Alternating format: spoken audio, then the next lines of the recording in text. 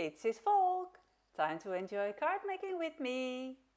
In today's video I will show you how you can use the stitched banner dies without the stitching and without using them only as a banner.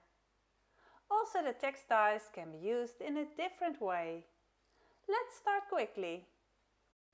Here I already made 2 panels using the inner diamond stitching die. You see that you can make a full background with this die. I used this diamond die for both the backgrounds, only they are cut differently. On this example I first die cut the upper line. Then I shifted the die and cut out the next row. And so on. I kept a little distance between the rows. Like you see, I cut out a row like this, took out all tiny papers that were still in the die by the way, and next I aligned in a way that the holes were aligned parallel everywhere, so that the hole in the die was at the same distance to the hole beneath it at both sides. And after die cutting, I shifted it again. Also, I used some low-tech tape to keep the die on the correct spot every time. And I made the points all point in the same direction. You could vary in this and do a point up and a point down, whatever you like. When you do that, you get this effect. However, in this example, I tried overlapping these middle holes, so that the leaves end up in one hole together. I was experimenting with this, but this is sort of what you can get. 2 diamonds mirrored close to one another. I used 2 colors of thread to stitch this one. And I think about why I used the deep pink and grey together. I might change it and use other colors, because when I stitched this one, I didn't mind checking if I had matching color paper in my stash. So take that in mind when you start stitching. Always have matching colored paper at hand, or inks that match. So if you repeat that pattern, you get this. On this panel I started by having the bigger holes point upwards, so the smaller points point downwards. Next I die cut again after turning the die 180 degrees. When taping the die down, I overlapped the die with this top hole. See, this is the overlapped hole. Exactly what I did for this example. The middle hole is cut twice. And for cutting the next row, I turned the die again by 180 degrees. And there I had overlapping this hole, the bigger one. I rotated the die again and had overlapping this hole, and so on and so on. So these holes are die cut twice every time. A tip for me on layering it perfectly is that you first cut out the first line. Then you turn the die and feel if these top holes fall into the top holes of the die. You can feel it sort of pop in the right place. Then you tape it down and run it through your die cut machine. Next you turn the die again. Get all tiny pieces of paper out of the holes of the die and have these bigger holes overlap. See, if they overlap, the die is stuck, pops in place, and you get a perfect cut. So now we have 2 nice backgrounds. And let's see how we can use them to make nice cards. To start, I make a base card that is 14.5 cm wide. That is the size that fits my biggest square envelopes. Not having a scoring board that has this exact width, I just use my guillotine trimmer. Along the base plate I fold the paper downwards. Please only do this if you are familiar with this trimmer. You can cut yourself if you are not careful. We now fold it, and it is not as nice as if you would have made a score line, but when folding this with a bone folder, we get pretty close. Now we see what part overhangs can be cut off. The pre-cut panel I want to fit to this card base. And also I want to have a small border, so some of it has to be cut off. Both the top row of holes have to be cut off to be able to fit. A shame of the pattern, but there's no other choice.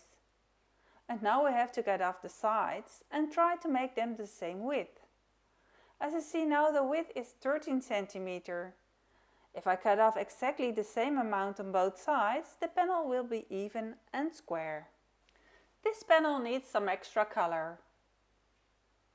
I am inspired to use this gorgeous colored paper pad. There are beautiful gradients of pink and also gorgeous gradients of teal paper. It is paper by Craft Sensations and it inspires me to use on this card. I take the darkest shade to put under the panel. The size will be approximately 8 mm bigger than the panel. That will be 13.8 cm for the deep pink paper. I like the pink border around the panel. Also the color shows through the holes, which looks perfect. Then out of this same colored paper I will cut a text. Let us see which one to take. I already used them a lot. Let's take the word smile and only use the word, not the shading border. Having so many shades of paper makes it easier to choose, but also makes it harder to choose. If you don't have such paper, you can also ink blend on white paper and make some darker and lighter ones. I chose to cut the word 4 times and use the same color shade from light to dark. The colors are not that close together. Also, I use the glitter one. I like it to make this card special. These colored die cuts we will layer on top of each other. I glue the lowest text a bit shifted upwards. The lowest text is the lightest color. The paper I use is not that thick, so gluing it needs some carefulness. In the same way, I glue the middle text on top and at last the glitter one as well. The title also has to be stacked. I could add the panel raised with foam, but that would have been a lot of work making tiny pieces of foam squares, and in my opinion the pink color underneath won't shine through that well. So glued flat would be much quicker and better.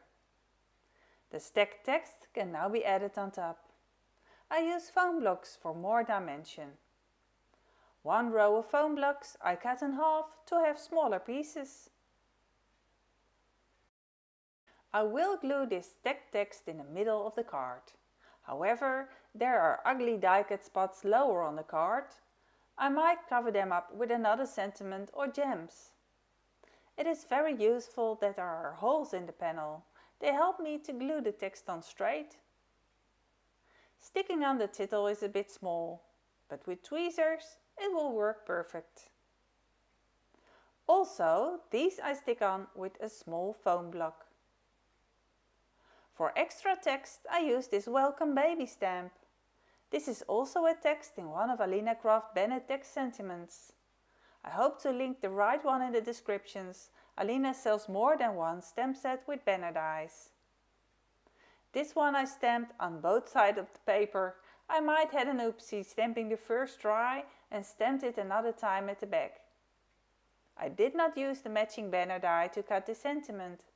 This text I stamped and cut the text out myself. For the extra oomph, I will add some diamond gems from ALINACRAFT. If you look up closely, you will see that the reflection of these gems have magenta and cyan colors, which fit perfect to the color of the paper. I alternated between large and small gems and placed them on top of the larger holes. There are always ways to cover up your mistakes. The card would have been gorgeous without gems, but with them it looks much better, don't you think? This panel can go on top of a 14.5 cm card. I use ALINACRAFT double-sided tape for sticking the panel to the card. I almost finished this big roll of tape, but I have new ones. This is the 3 mm tape, the thinnest size. It goes a long way. There are different sizes, also 5 mm and 8 mm. Now let me show you how to stick the panel to the card without messing up the tape and getting it in the right position immediately. I've shown this before, but I guess it won't hurt as I still see so many crafters do it without this trick. If you go wrong, that would mean you have to stick the panel all over again to a new card base when you go skew. I pulled off the back of the middle tape but left the corners of the tape on the edges. But we don't want the middle tape to stick first and ruin the base card before we found the right spot. So what we can do best is use an already used backing paper of some of other double-sided tape and stick that to the tape temporarily. Now we can align the panel on the card. There is a possibility to wiggle as much as you need and pull off all backings when it is in the correct position. First tighten the corners, there where no backing is, and then remove the sheet and then remove all strips. To decorate the matching envelope, I will cut a deep pink colored strip of paper and die cut it with a stitched banner die. I let the top holes protrude just above the edge of the paper so they won't be cut out. And I prefer to cut on a cutting plate especially used for black and colored cardstock, so the one I use for white cardstock stays white and clean. That might be a good tip for you as well. Let me know in the comments what tips are useful for you. Also, please give me a thumbs up if you like this video. I now made a decoration for the front and also will make one for the flap.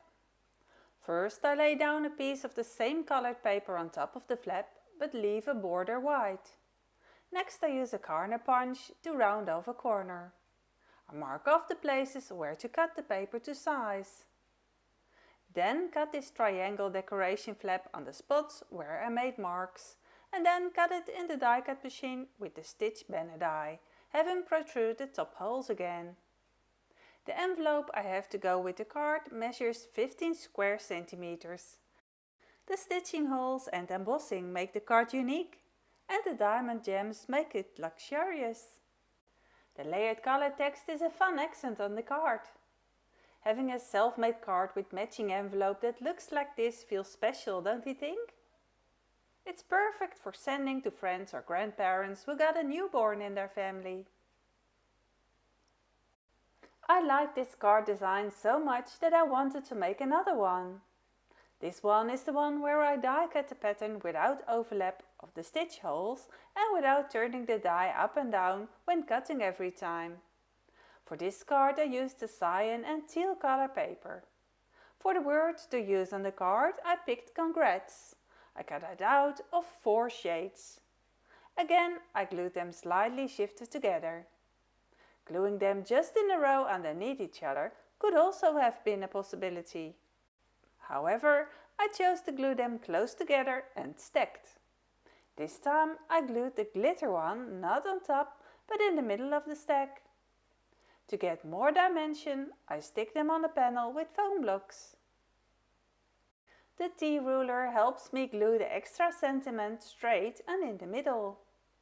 The panel measures 14.8 square centimeter, so half of it would be 7.4 centimeter, and this would be the middle. To decorate this card, I choose to take these colored acrylic gems. In it are all different transparent colors. I only take out the cyan ones. These are the ones that match my paper. Too many gems wouldn't be nice. Having them scattered on the card looks best. To decorate this matching envelope, I used some congrats die cuts I had left. I chose the ones that fit best for the card and used the rest on the envelope. These leftovers I glued on the front bottom of the card and have it fold around the envelope to the back side. This is how the card turned out. The word congrats cut and stacked 4 times and glued shifted on top of each other. Glued on the card with foam squares. The colored gems that matched my cyan colored paper best I glued on top of some of the holes on the panel. And I added a matching text banner. I think this envelope looks quite modern and I'm always happy to use my leftovers on the envelopes. On the cyan card I die cut the stitched borders that are separate from each other and with the same amount of space between them each time, without overlapping holes. I did trim the panel a bit though. With the pink card I had the pattern die cut together, overlapping. This can sometimes cause a mistake because the paper might shift slightly during die cutting. And I solved that by gluing some beautiful gems on top. Those are these beautiful gems from ALINACRAFT. Here I layered the word smile on top of each other. I also die cut the envelope. And you can see how nice it is that I didn't use the top holes. Just like on the card, they are not visible because they are either cut off or covered by the gems. This way the border on the envelope matches better. I hope you enjoyed watching and learned new things or are inspired to make cards and use banner dies to make background panels. Check out the descriptions and leave a comment please. I have more for you to come. Other videos with the same stitch border dies can be found here in the top right corner or below in the descriptions. Don't forget to like this video and I will see you next time. Bye bye!